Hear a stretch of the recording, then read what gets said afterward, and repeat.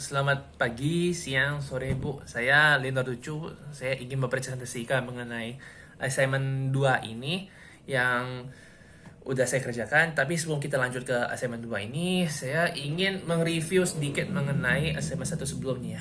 Jadi pada assignment 1 itu sebelumnya itu saya itu pakai datasetnya itu dari Kaggle. Nah, judulnya itu Zomato Bangalore Restoran. Nah, itu terdiri dari 51.717 baris data. Nah, saya memilih status ini, saya memilih ini karena datanya otentik dengan dunia nyata. Jadi ada inkonsistensi format dan duplikasi juga. Nah, atributnya juga beragam dan strukturnya juga sesuai tuh untuk Kimball. Dari situ saya juga menerapkan 3 proses bisnis. Jadi proses bisnisnya itu yang pertama ada analisis restoran dan popularitas restoran, analisis layanan dan harga, dan analisis ulasan pelanggan. Nah, ketiganya itu udah saya buat dalam bentuk galaksi skema. Ada 2 fact table dan 5 dimension. Jadi fact table-nya ada fact restaurant listing dan fact customer review. Dan dimensionnya ada dimension restoran, dimension location, dim city, dim service type, dan dim rest type. Setelah itu saya melakukan ETL. Nah, ada duplikasi strukturalnya itu pada ulasan pelanggannya ada 91,1%. Nah, jadi setelah dikoreksi yang diubah dari 1.320-an itu menjadi 144.961 baris. Nah, setelah itu ekstrak dan transform saya lakukannya menggunakan Python dan Pandas di Google Colab. Lalu dimuat lagi ke PostgreSQL melalui pgadmin 4. Setelah basis data diproduksi, hasilnya ada 7 tabel, 5 dimension, dan 2 fact. Nah, dan akhirnya ini semuanya itu telah menjadi dashboard saya. Jadi, saya akan lanjut ke assignment 2-nya. Jadi, di assignment 2 ini, dashboardnya terdiri dari 4 halaman, yaitu halaman eksekutif summary, itu ringkasan utamanya, dan 3 halaman analisis detail. Nah, yang ada 3 proses bisnis itu, yang pertama ini ada rating dan popularitas, layanan dan harga, dan ulasan pelanggan. Nah, di sini terdapat 8 key performance di eksekutifnya ini. Jadi itu KPI-nya ya. Nah, jadi saya pakai ini untuk jadi summary-nya aja. Nah, jadi halaman ini saya tuh rancang dengan 8 KPI. Saya pilih formatnya juga card karena setiap KPI ini adalah nilai agregat tunggal tanpa perlu pembanding visual. Jadi yang 3 card ini, yang dari proses bisnis 1 ada rating, rata-rata rating sebesar 3,70 dari skala 5, total votes sebesar 14,67 juta, dan jumlah restoran sebanyak 12.494 restoran unik.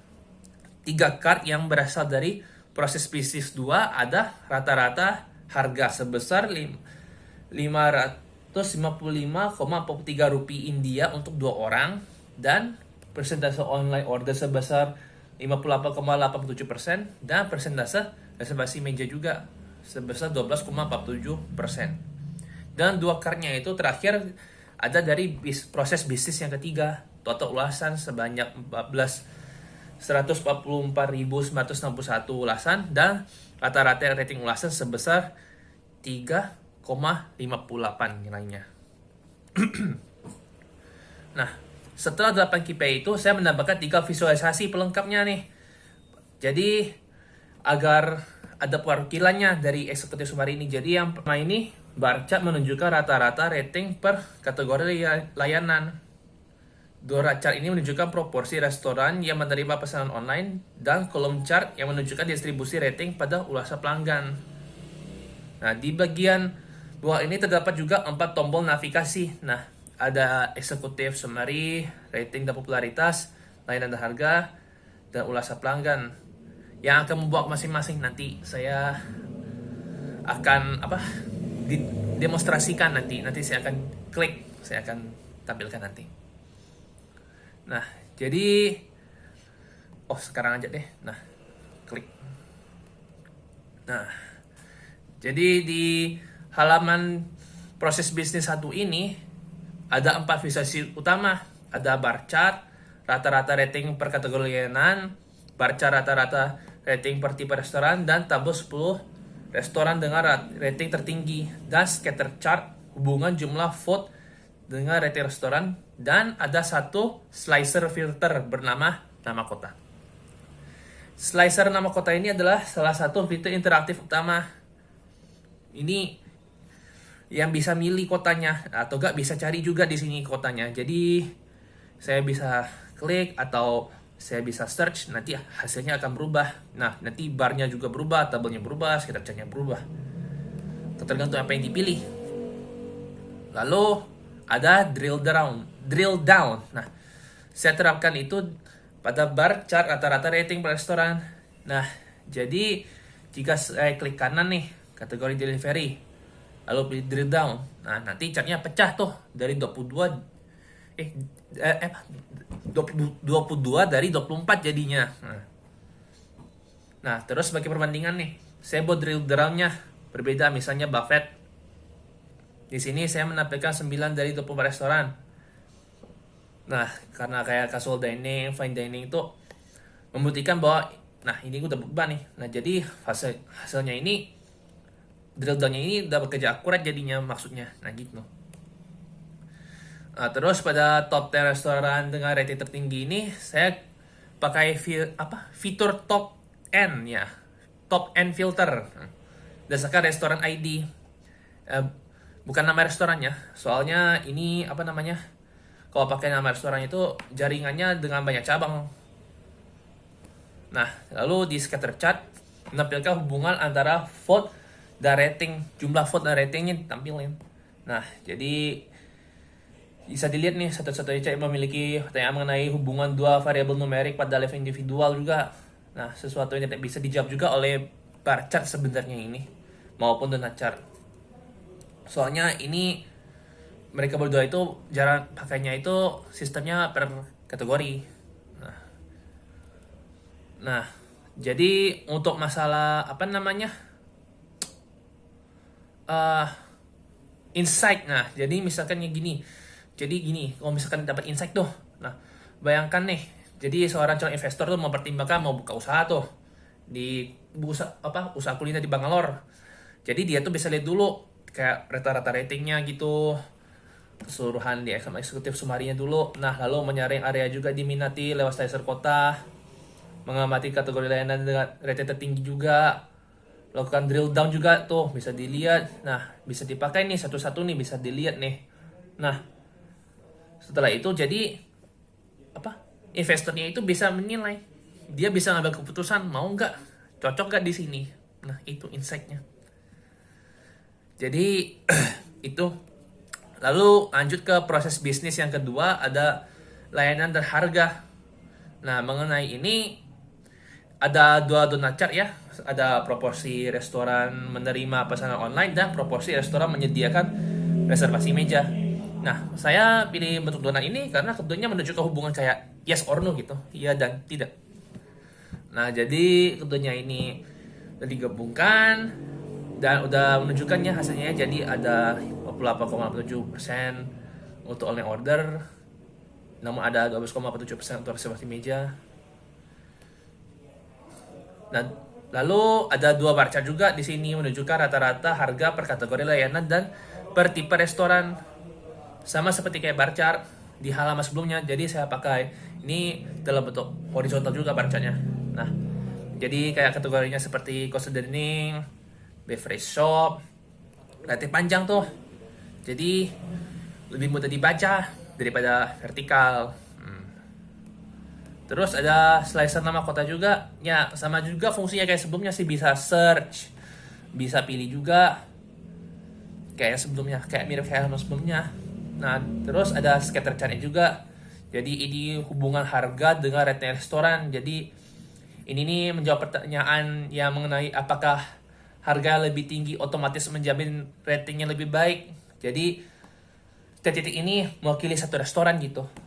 Nah, udah bisa dilihat nih jadinya harganya mana.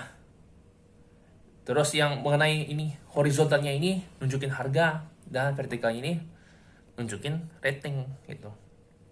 Nah, sebagai insight-nya untuk proses bisnis 2 nih. Jadi misalkan nih ada pemilik, owner restoran nah, yang belum menyediakan pemesanan daring. Nah, dia ingin evaluasi tuh apakah investasi di sini nih sepadan gak kira-kira.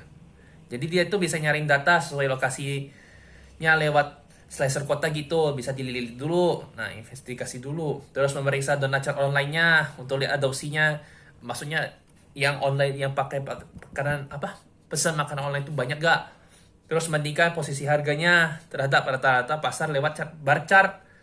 Nah, terus dia bisa juga pakai scatter chart tuh untuk menilai apakah restoran berharga lebih tinggi di area cenderung pada rating yang lebih baik pula. Ya, gitu.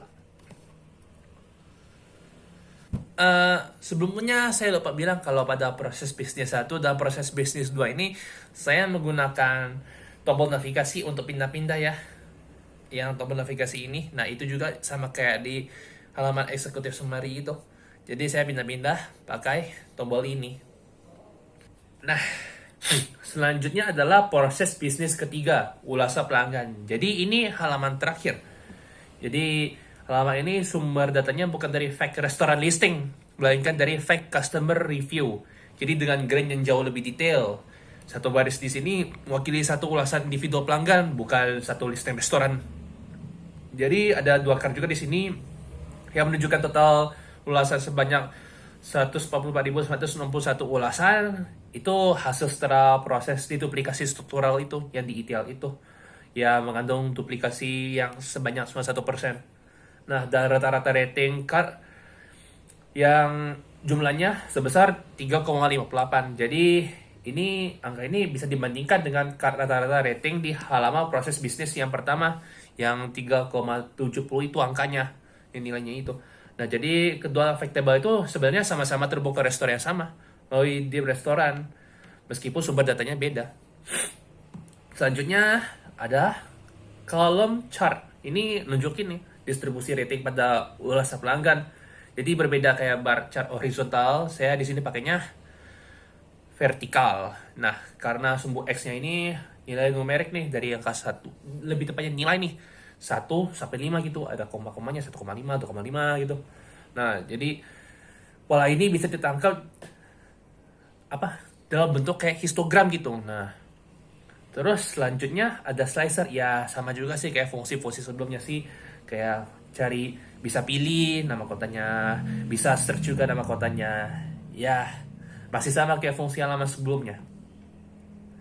Lalu di sini juga ada table top 10 restoran dengan ulasan terbanyak. Nah, itu juga sama nih. Ini kayak pakai top end filter itu, pakai yang itu juga. Jadi ini nih saya buat ini berdasarkan restoran ID. Jadi ini untuk menghindari data dari beberapa cabang restoran yang takutnya nanti kalau digabung keliru. Nah, terakhir juga ada scatter chart.